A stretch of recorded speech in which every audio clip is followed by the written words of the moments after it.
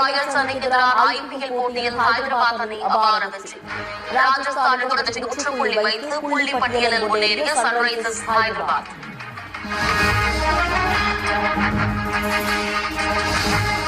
Super Kings Kolkata night Riders அணிகள் இன்று பல பரீட்சை. சென்னை சேப்பாக்கம் மைதானத்தில் இன்று இரவு 7:30 மணிக்கு போட்டி தொடக்கம்.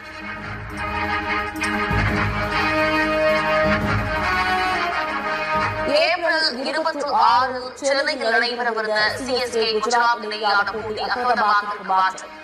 மே 21ஆம் தேதி அகமதாபாத்தில் நடைபெறவிருந்த இரு அணிகள் இடையேயான போட்டி சென்னையில் நடைபெறும் என அறிவித்தது.